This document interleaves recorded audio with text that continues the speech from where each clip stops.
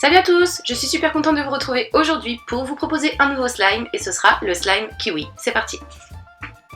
Pour faire mon étui, j'ai comme d'habitude utilisé une boule transparente qui peut s'ouvrir en deux que vous pouvez trouver dans les magasins de loisirs et créatifs.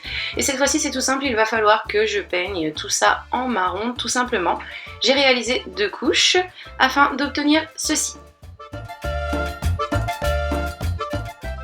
Pour réaliser mon slime, comme d'habitude, j'ai utilisé ma colle Cléopâtre blanche ainsi que ma lessive extra Total bleue, ainsi que de la peinture verte, des petites perles noires et des récipients.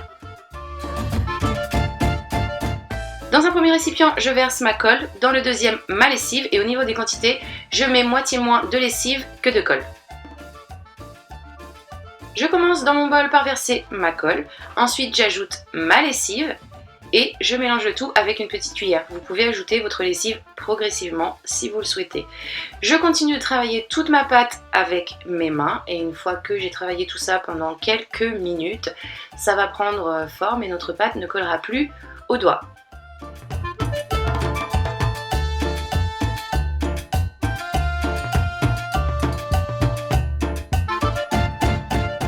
Donc voici ce que j'obtiens, une pâte qui ne colle absolument pas aux doigts et qui est très agréable au toucher. Si l'on souhaite, mais c'est complètement facultatif, on peut ajouter ensuite un petit peu de mousse à raser pour obtenir une pâte un petit peu plus fluffy, c'est-à-dire qui va être un petit peu plus épaisse. Donc on mélange, on mélange, on mélange. Et donc voici ce que l'on obtient une fois notre mélange terminé. On va maintenant teinter notre slime, donc vous pouvez, si vous le souhaitez, ajouter votre peinture à votre colle avant de mettre la lessive si vous le souhaitez. Moi je préfère le faire en dernier, ce qui me permet de contrôler la teinte de mon slime tout simplement, puisque j'ajoute ensuite de la mousse à raser.